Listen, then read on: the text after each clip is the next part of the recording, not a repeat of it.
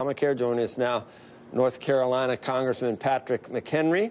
He also serves as Chief Deputy Whip. I didn't recognize you, Congressman. I was saying some... That's fairly standard, by the way. Yeah. That's really... Is right? That okay? How'd you like our conversation off camera? Do you think we should do outtakes? That was... I think you should, and I think that's the most impactful conversation that the viewers didn't get to hear was what we're discussing. I'm going to find out because there was the Lollipop... It's a union thing. There was the Lollipop Guild... And there was one other... the girls group, which I forget. And I'm looking at I can't remember. Anyway, Congressman... Movie history, it's important stuff. Are you, on terms of the repeal and replace, there are certain parts of the Republican Party that repeal, damn the torpedoes, let's repeal it in the same bill. Let's not do Obamacare light. Let's not... just expand the entitlement state by calling a subsidy a tax credit. In your view, does that have to be done to avoid an absolute disaster? No, the legislation marked up in the Energy and Commerce Committee and the Ways and Means Committee this week will pass on the House floor. It takes a very long time to work through the legislative process. It's basically a 3-week-long process to use reconciliation, the budget tool, to get it through the House and then go to the Senate. The Senate has a very abbreviated schedule, more abbreviated than in fact, the House.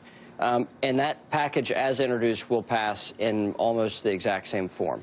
The way I would describe it is this. It's where I grew up in the South. It's all over except for the cussing and fighting, right? We know what's going to happen. We've pledged to do it for 7 years, but that doesn't mean we can't give the media a little drama in the meantime. We're Republicans. We're independent-minded people, and everybody has an opinion about what should be or should not be in the package.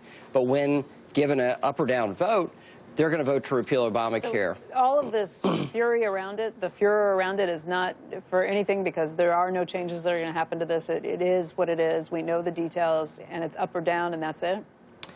Yes. Wow. No. We have an amendment process through the committees.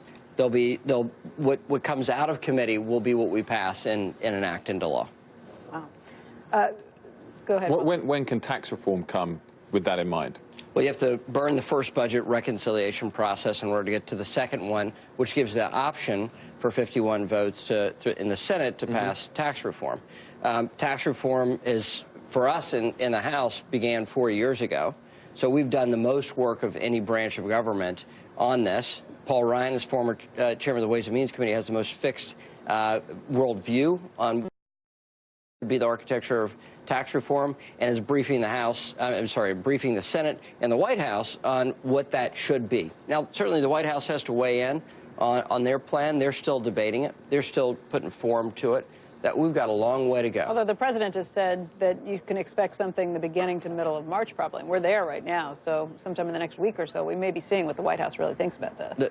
The most important thing is you get the first pledge, which is repealing Obamacare, done, check, before you immerse yourself into what will be a even more dramatic set of votes. If there's this much drama around repealing Obamacare, something we pledged to do for 7 years, there'll be even more around around tax reform.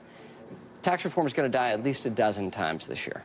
It will be dead at least a dozen times, and we'll have either the House and the Senate saying it's dead and the White House saying it's still alive, or some iteration of one or two of the three saying it's dead. Which means, be an interesting year. Can we get to, I mean, when we spoke with the Treasury Secretary, Stephen Mnuchin, he says that he would like to see something put together by August for tax reform. Is that a likely timetable if you're talking about all of these dead on arrivals before we get to that point? Yes. I mean, that's the speaker. The speaker would like to see it done before the end of July, before we leave for the August recess. And as somebody who counts votes, I spend my time counting votes. You want to have the package done and signed into law before you leave for 5 weeks. You don't leave that package out there to... I know you count votes on the House side, but it's probably the Senate where there are the most questionable votes. And have you done tallies where you can try and figure out if you get the senators behind it, particularly when it comes to the border adjustment tax? I mean, that has had a lot of senators, Republican senators, come out and say that they will not support it at this point. Well, until you get very close to the vote, you're not going to know what your votes look like. The architecture of tax reform is still being hotly debated. And the border adjustment tax is just one large functionality of it. But we have, for instance, financial service products section is highly complicated, very complex, and could cause enormous market dislocation, could dry up liquidity. That has to be done with very sharp pencil when you merge into that piece of it. You're also Vice Chair, of course, of the Financial Services Committee. What areas of deregulation do you think are going to be the focus, and what areas can come relatively simply without needing similar kind of hurdles as tax reform will require? Nothing in the world of financial services will come simply based off the nature of the Senate. You have to get 60 votes to move this policy. Absent a few large pieces of Dodd-Frank that you can repeal through reconciliation, the budget process. And so what we're doing in the House is packaging up everything we want to do, and we could pass that. I mean, we could pass one piece of legislation that rewrites Dodd-Frank, and it moves in a very aggressively different direction. And that's Jeb Hensling's view, is to move that policy out as a bill. Now, what the Senate then does is take pieces of that and see if they can cobble together a bipartisan group to pass it. That's going to be highly complex, and I think a very long effort is going to be put in order to have small Dodd-Frank changes. One of the things I hear spoken about a lot is not so much removing the Volcker rule in total, but changing the definition of what prop trading is within that. Is that something that you can see happening as a priority? Sure, we can do that in the House. The question is whether or not you can touch Volcker in the Senate. Can you get 8 Democrats to go along with 52 Republicans? That is an open question.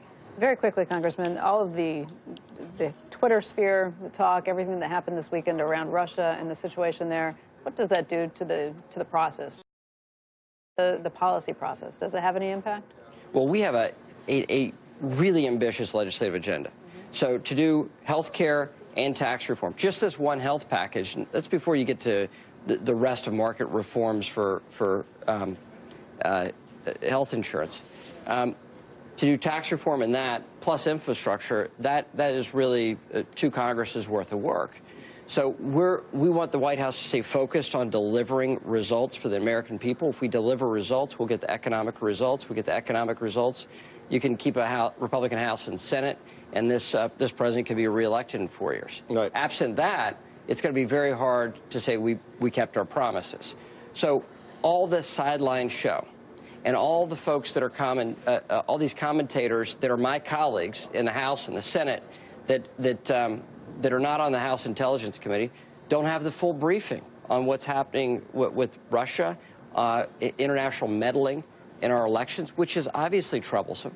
Right, and then the president says something that I think we should take seriously. It's a serious accusation we should take seriously. But I'm not read in to say whether or not that's true or false. And most of the people talking have no briefing and no basis of knowledge. And things are getting what they're saying. Things are getting done. I mean, but the sideshow is almost for cable. It's like great, and you know, for mainstream media, they love it. And then the Democrats get all up in arms about it, but they're not going to cooperate anyway. So you're not going to get any cooperation. You're going to have to do reconciliation anyway. So I'm not sure what it means. It's the Lullaby League.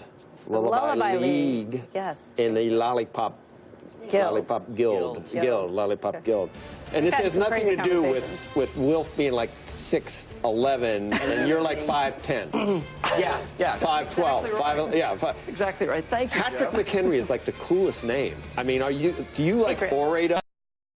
Who's coming? It's Patrick McHenry. I mean, are you the son of Patrick? Are you the son of Patrick Henry? Yeah. Doesn't Nick mean son of Thunder? Huh? Son of Thunder. I think it's a cool name. It sounds like Patrick. Did you know that when your parents did that? When I conducted my first poll when I ran for office the first time, it came back and I had 3% name awareness. And my pollster told me, ignore that, don't worry about it. After the full briefing, I went back and said, you got to explain to me, 3%, I should be worried about it. He goes, no, it's not 3%. They think they've heard of you. Right. You make some really good speeches. It works. You're a great American.